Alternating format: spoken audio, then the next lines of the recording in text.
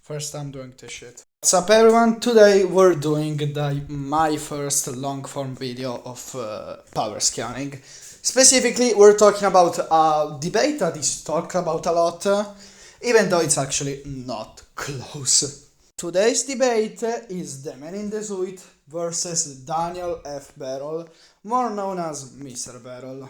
I am gonna take 5 different categories and see who takes it. First is strength, which I mean is how hard they can hit with their hands and how much they can lift. Second is speed, how fast they move, how fast they can fight and how fast they can react.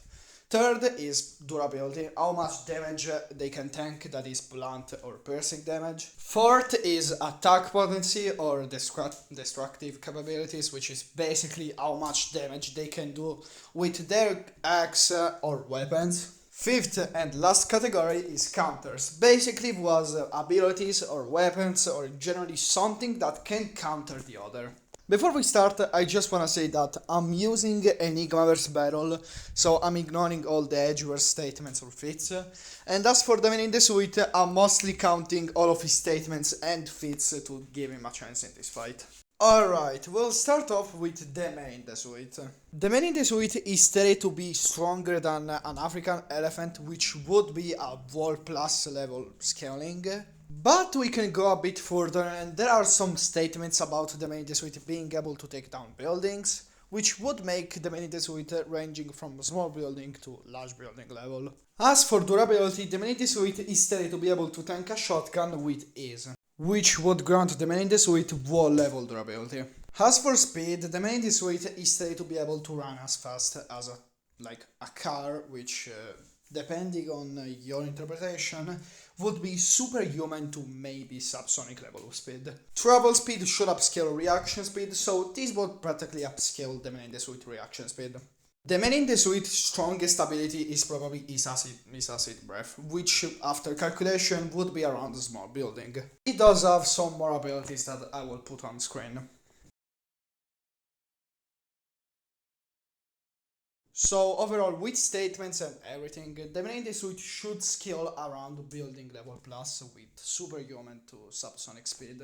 Now we will get in the Barrel portion of this scaling. First off, Barrel's sides alone would put him at around wall level. Barrel is also shown to be able to rip car parts like it's nothing, making him wall level and granting him class 5 level lifting strength. Barrel also upscales from characters who can dodge bullets, which would be at worst subsonic. Now, this is actually Barrel's insane low ball, but now I'm going to go in the mid ball scaling. In lore, Barrel should be relative to Belial, and Belial is fucking massive in size, which would put both Barrel and Belial in around city to mountain level of scaling at worst. Barrel made this explosion, which is calculated to around country plus to continental plus in terms of scaling. If you want more details on the calculation and the scaling, you can watch my Homelander vs Barrel video. As for speed, Barrel should scale to Ansel, who was able to dodge an atomic beam to a relativistic level of speed. Now, the thing I'm about to mention is more of a wank than an actual eyeball, but I still wanna mention it just so, yeah. There's this character in Enigmaverse called Mr. Vortex, and he has the abilities to create dimensions or realms.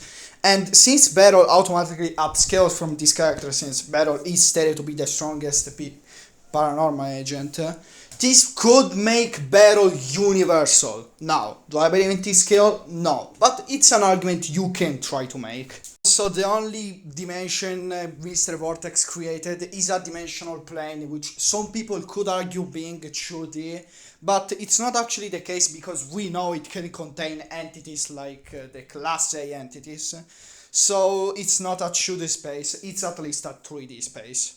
So yeah, Barrel would be at least subsonic with wall level scaling, but I personally got him at continental with relativistic combat speed and FTL reaction and travel speed.